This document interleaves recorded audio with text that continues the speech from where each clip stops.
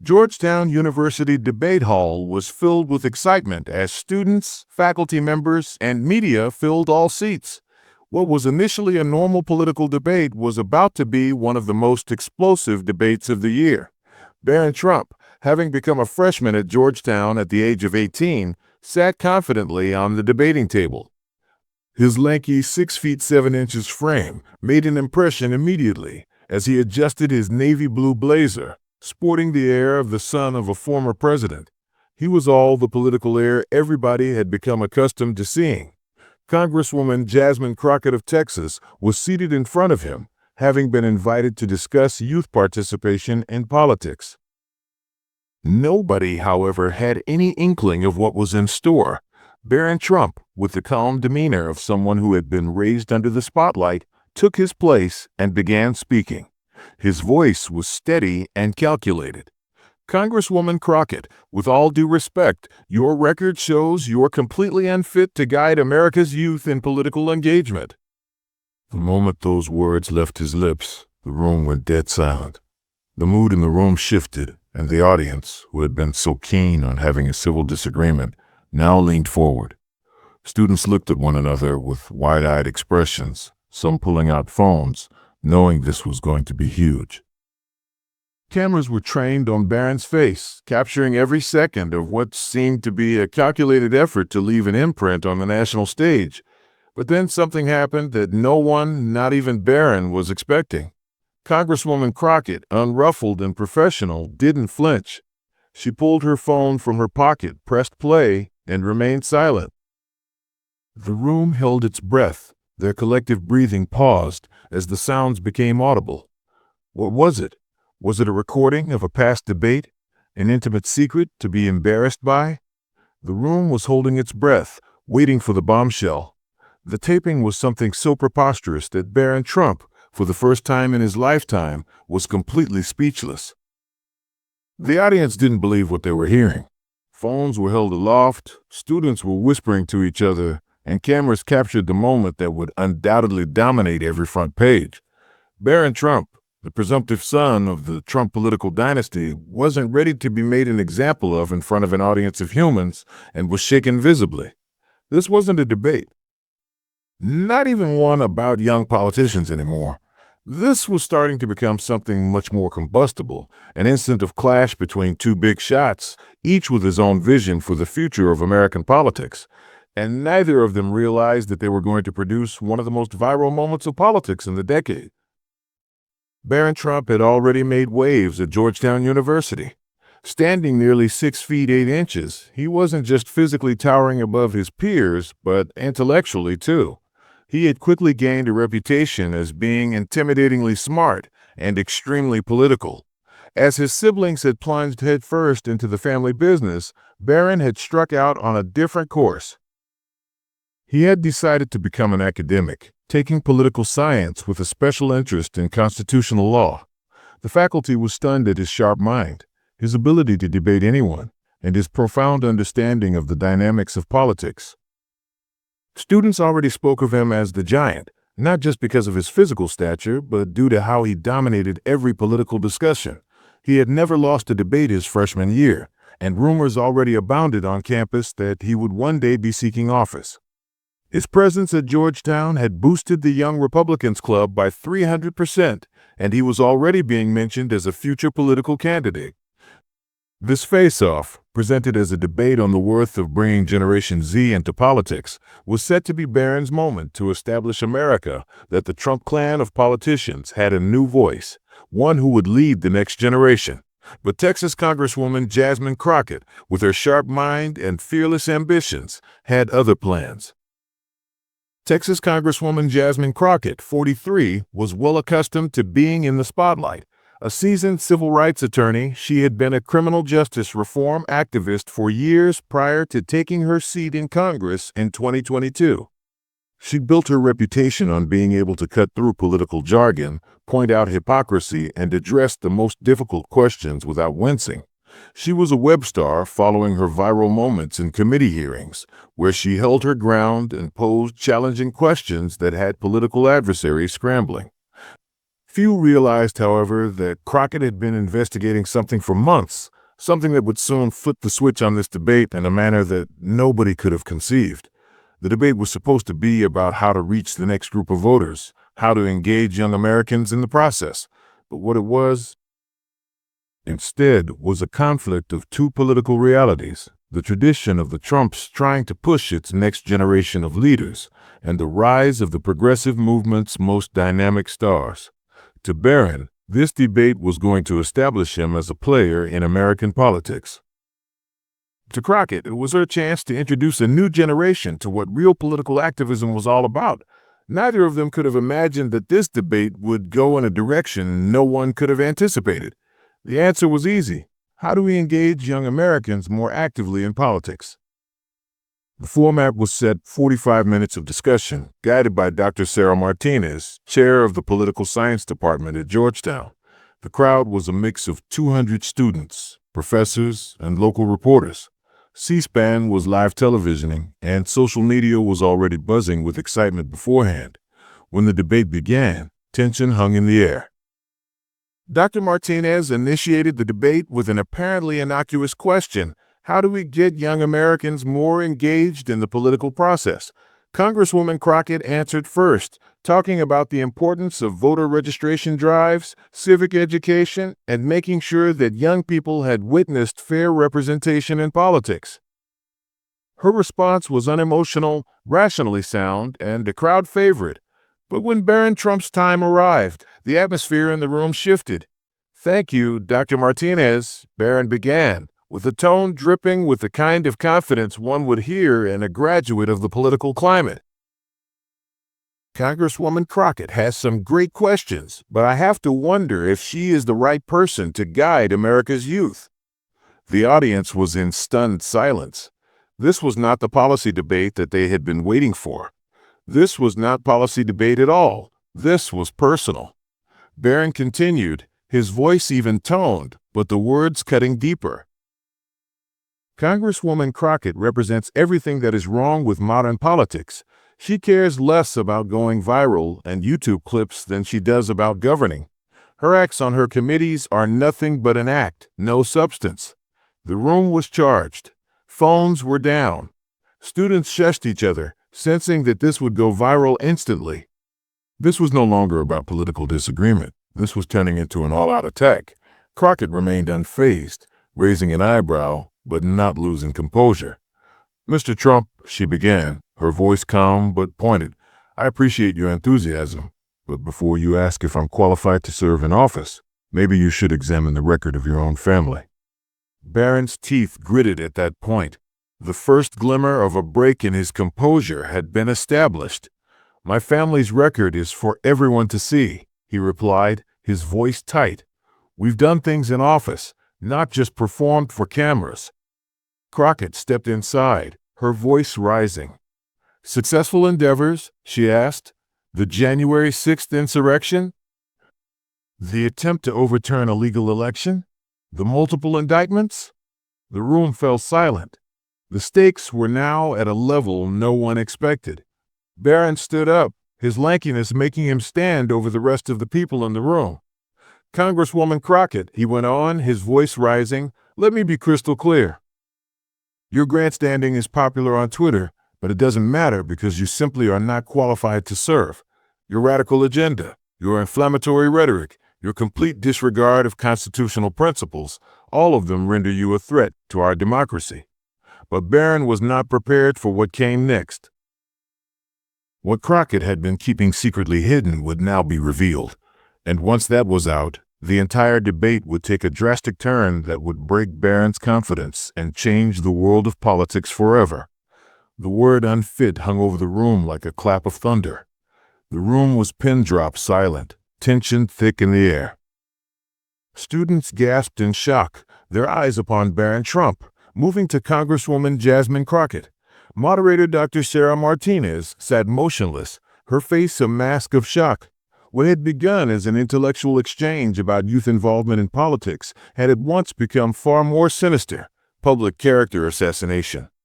Crockett held her breath for a moment, her expression unreadable as she sat there, gazing at Barron. The silence mounted, thick with tension. Then, deliberately slowly, she reached out to take her phone. The atmosphere in the room shifted as she held it aloft, her finger poised above the screen. "Mr. Trump," she began, her voice now cold and detached. "Before we continue down this road about who is unfit for whom, I think that this crowd needs to hear something." A murmur arose in the room. Barron's confident look faltered for the first time, a sign that the gravity of the situation was dawning on him. His voice lost its sharp tone, and he exclaimed, "What are you doing?" His previously commanding voice now laced with uncertainty. The students in the room bent forward, sensing something was being opened wide. Crockett didn't respond immediately.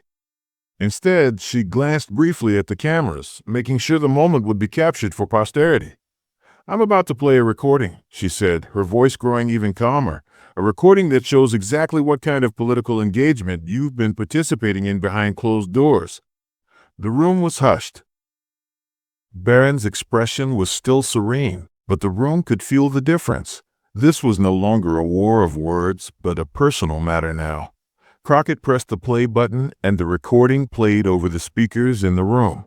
It was as clear as day, and everyone recognized Barron's voice the moment they heard him.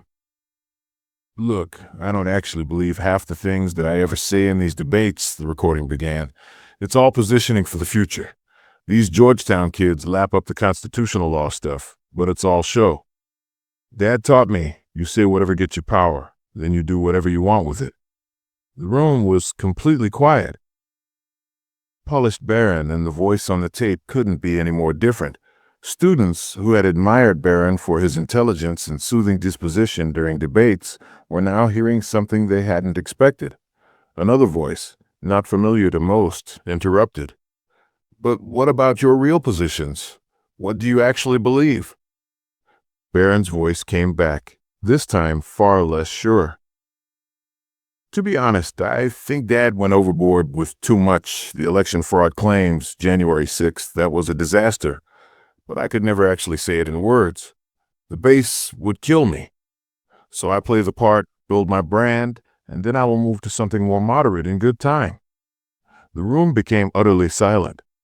Everybody was listening to the recording. The weight of Barron's words, the unreserved honesty, were sinking in. "And these people I debate, like this Crockett woman, she is actually smart. Her policies are not that radical if you actually examine them. But calling her unfit and dangerous resonates with our base. It's all optics." A gasp swept through the room.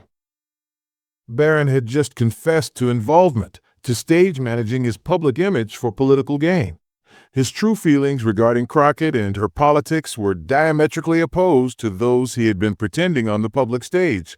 The tape kept rolling, and the room felt the force of the scandal. "So, you're saying you don't believe you're telling the truth about her?" Barron's tone, a shade more sarcastic this time, responded, "Of course not. She's probably better qualified than half of the Republicans in Congress, but to say so doesn't work in my interests to build my political career. You have to understand, politics isn't about truth. It's about narrative. And the Trump narrative requires enemies." Crockett's gaze never left Barron's face while the final part of the recording was listened to. The next words cut deeper than any of those previous confessions. "The humorous thing is, I think Crockett and I agree on a lot of things. Criminal justice reform, climate change, even some of the economic policies. But I will get up there and label her a radical extremist because that is what my constituents want to hear. That is how you acquire a following in politics today. You tell them what they want to hear, not necessarily what is really true."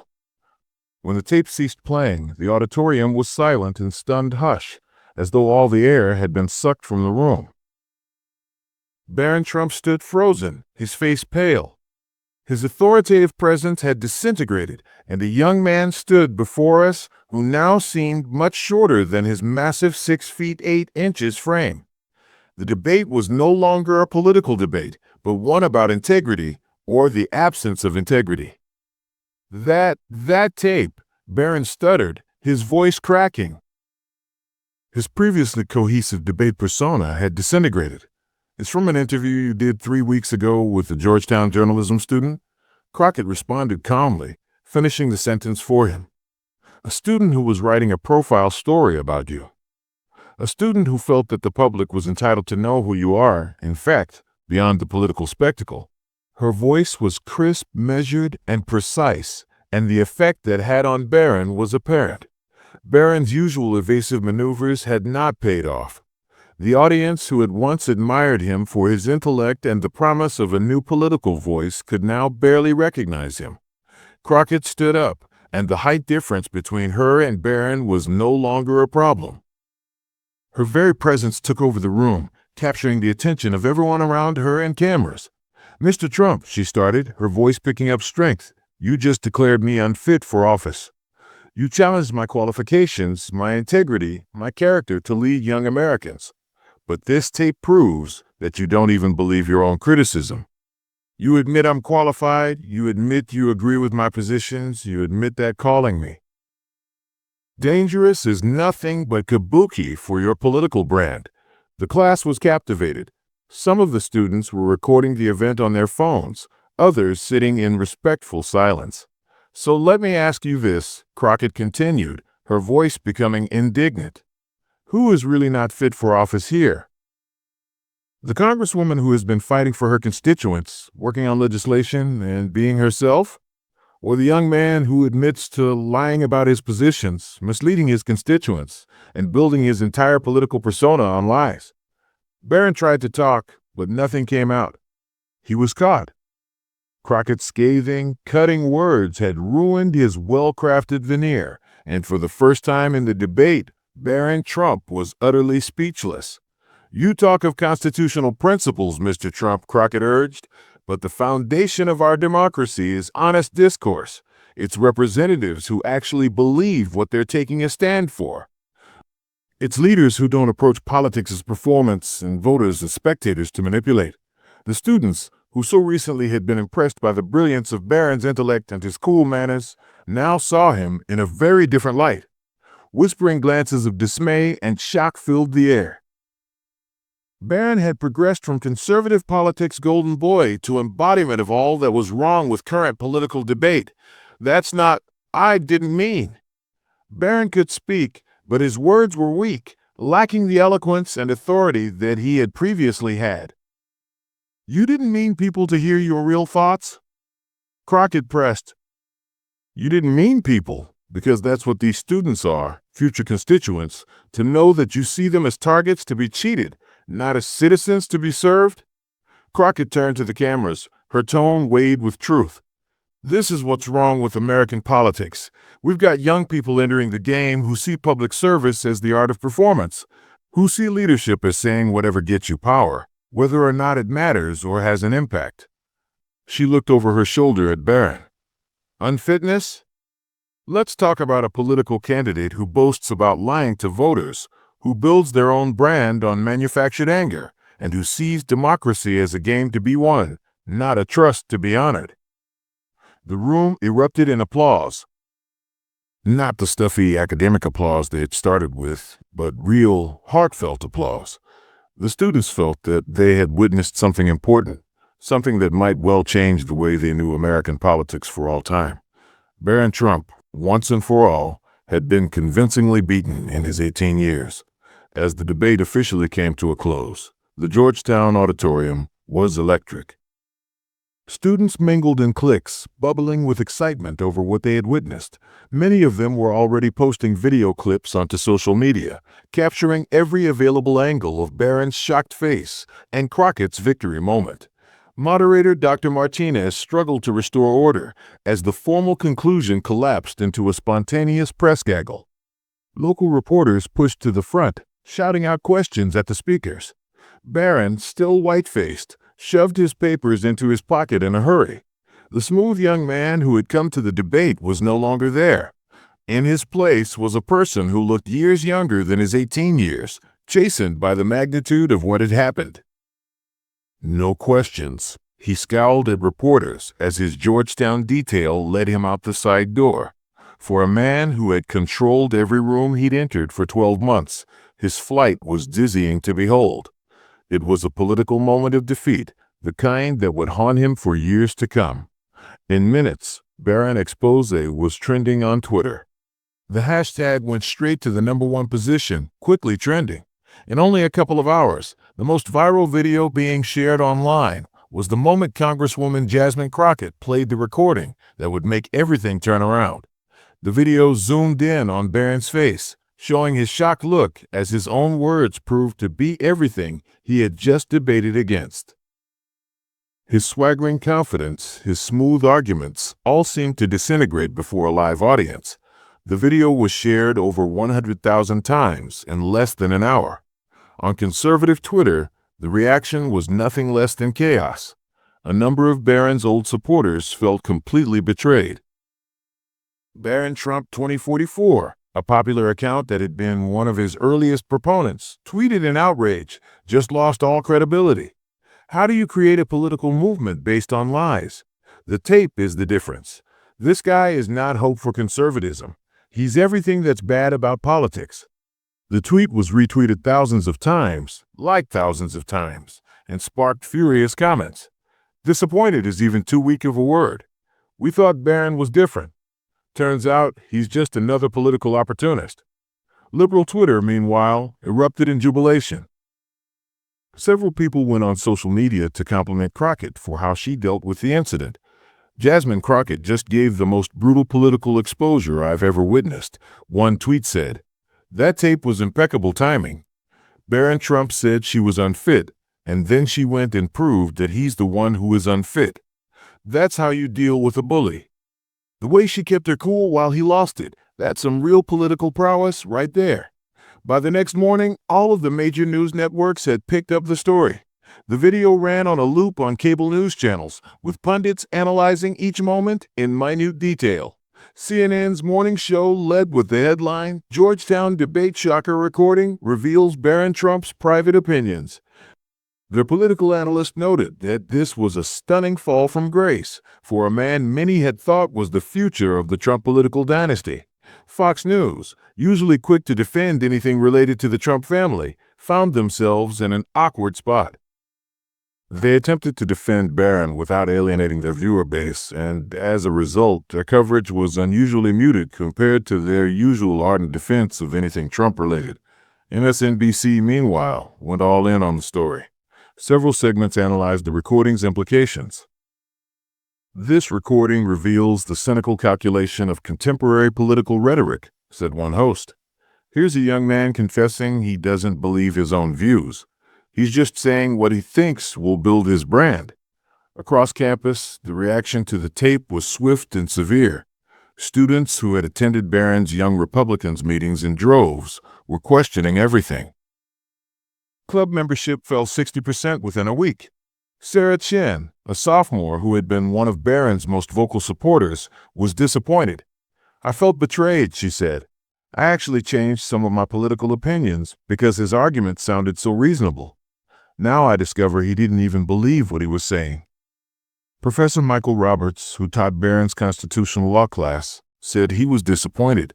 "Academic integrity is essential to all that we do here. The thought that a student would participate in public discussion while acknowledging privately manipulation and deception is very disturbing." Georgetown's administrators, while unable to discipline Barron for his political views, were stuck in the uncomfortable situation. The tape raised serious questions of academic integrity and character that could not be ignored. The university was facing increasing pressure to address the broader implications of the incident. 3 days following the debate, Barron Trump issued a carefully worded statement via his attorney. The statement was as follows: "The tape Congresswoman Crockett played was selectively recorded out of context and is a private conversation recorded without my knowledge or permission. My political views are held in good faith, and I stand behind my criticism of Congresswoman Crockett's record. This character attack is precisely the sort of political theater I've been fighting to change." However, despite his deflection, the damage had been done. The comment had a hollow sound to it, especially after having heard his own voice on the tape. Social media users were not slow to point out the irony of his lamenting political theater when he had been recorded admitting that his own positions were nothing more than carefully scripted acts. Jasmine Crockett, meanwhile, utilized the opportunity to make broader arguments about political integrity during interviews. During a CNN interview, she clarified, "This wasn't about destroying a young man. This was about revealing the cynical manipulation that too often stands in for political debate. Voters deserve leaders who actually believe in what they're fighting for." Her message took hold. Her congressional office said it had seen donations increase by 400% in the week after the debate, and her social media following increased by more than 200,000 new followers. Democratic leadership circles were abuzz immediately with Crockett as a rising star of national potential. Political pundits began analyzing the event, with many pointing out that the recording had revealed something suspected by many but seldom demonstrated so boldly, that some political leaders consider their positions as tactical decisions, not principled ones. Dr. Jennifer Walsh, a political scientist at American University, spoke up, stating, "This is the peril of making politics a reality show. When kids see political leadership as performance art, it diminishes the whole democratic process." Conservative commentators were left struggling to reconcile the implications. Several had invested heavily in the idea that Barron represented a more intellectual, principled style of Trump politics. The tape blew that narrative completely, and several were left searching for an alternative explanation for his actions. Most tellingly, perhaps the Trump family response was also atypically muted. Donald Trump, who typically jumped to defend family members vociferously on social media, tweeted only a brief statement: "Barron is young and learning. Fake news media loves to attack my family." That there was no more robust defense spoke volumes about how calamitous the tape had been, even to Trump world. 6 months later, the repercussions of the debate were still echoing in political circles. Barron Trump had all but vanished from public political life. His scheduled spring semester course in conservative political philosophy was quietly dropped for lack of signups. Georgetown students said that Barron had become far more subdued on campus, no longer taking over political debates in classes. The self-assured young man who had once appeared to be headed for political stardom had been replaced by someone who genuinely seemed to be rethinking his whole approach to public life. The Jasmine Crockett Barron Trump showdown was a case study in political authenticity.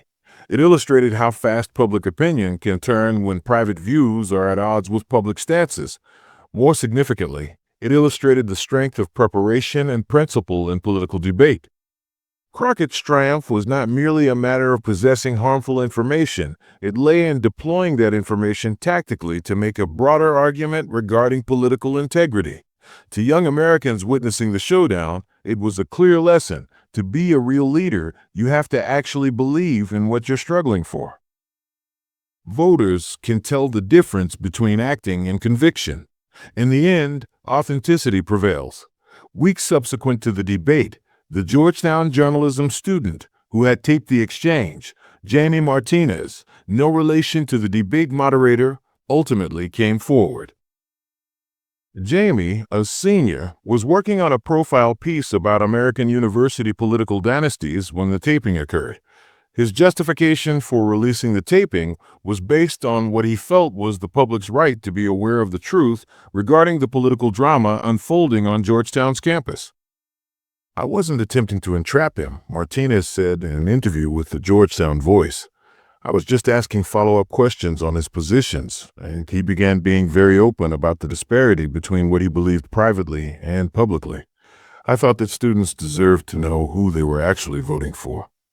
Jamie Martinez, the Georgetown journalism student who had recorded Barron Trump's incriminating conversation, was at the eye of a storm that he had never anticipated. What had begun as a simple journalistic tale, publication of the tape quickly assumed a life of its own as a national scandal that ignited a broader debate on ethics, privacy, and the journalist's role in political accountability.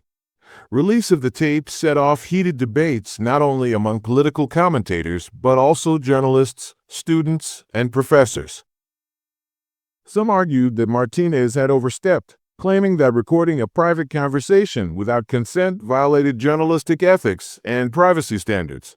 Others defended him, claiming that transparency was necessary in public figures, especially when those figures openly manipulated the truth to political gain. Ultimately, it appeared that once Barron Trump had chosen to call Congresswoman Crockett's fitness for office into question, his own fitness for public office was open season. You attack someone's character, you open yourself up to having yours questioned, opined one political commentator.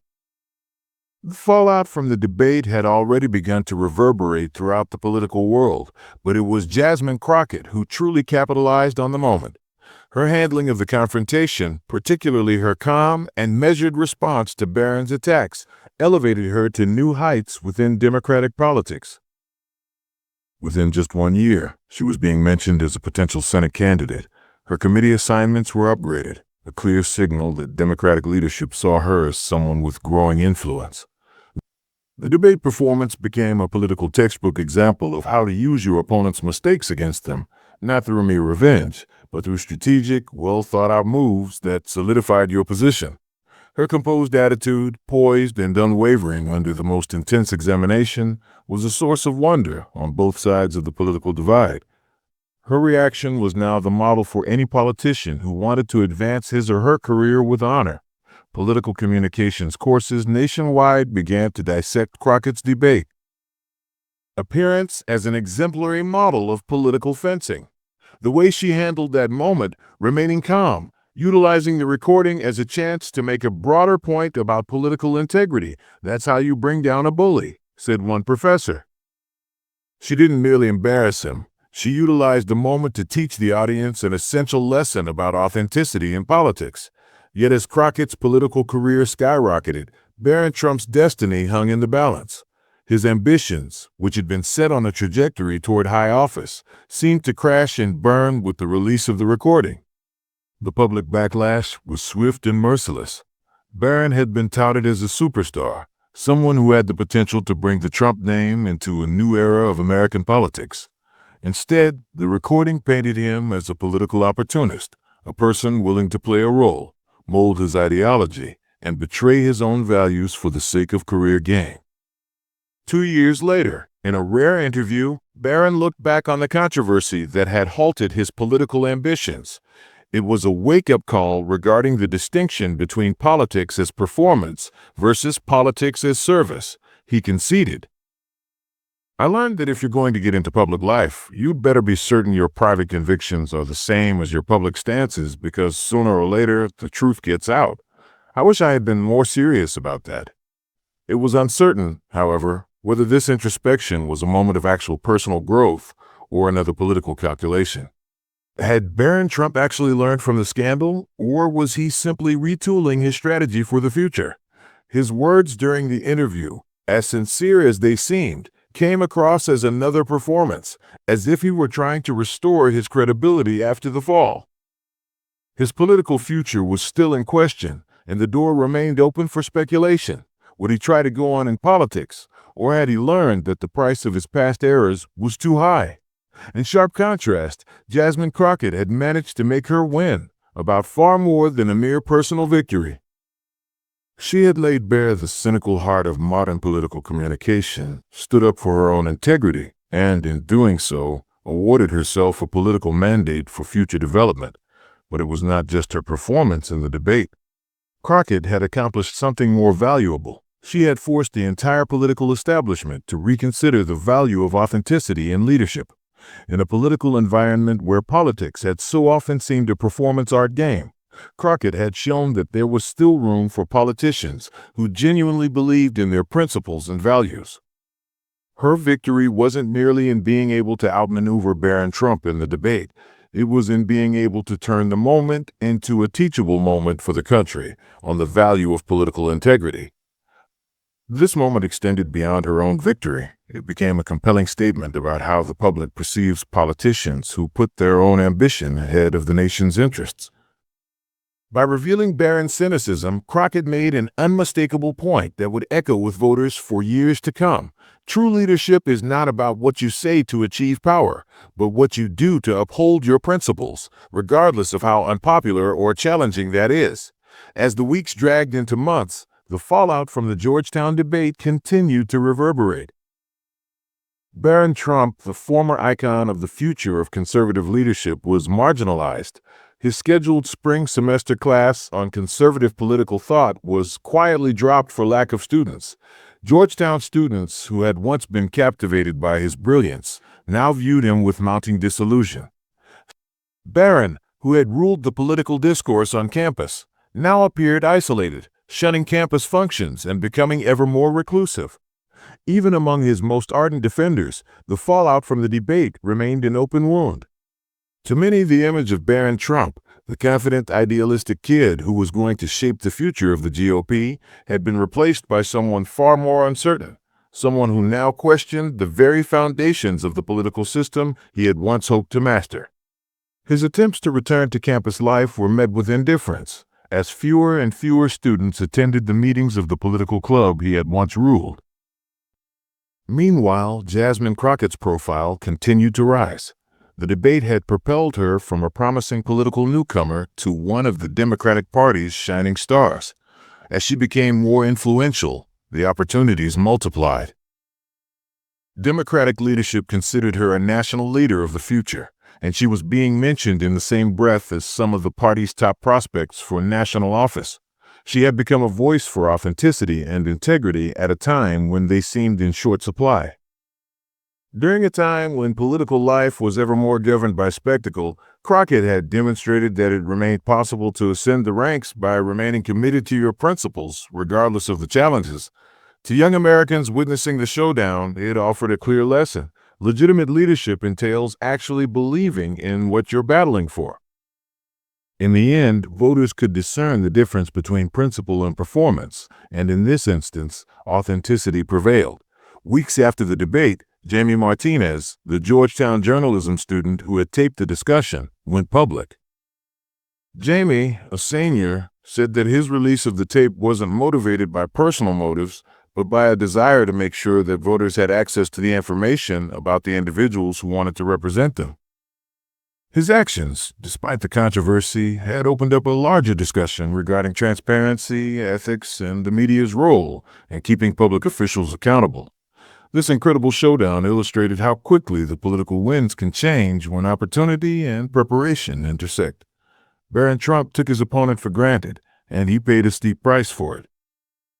What would have happened to him if he had not questioned Crockett's qualifications for office, started political pundits? Could his destiny have been changed? Perhaps, but one thing was sure. In politics now, the new currency is authenticity, and political theatrics only take you so far. This tale has shown that regardless of your size or strength, truth has a way of revealing itself.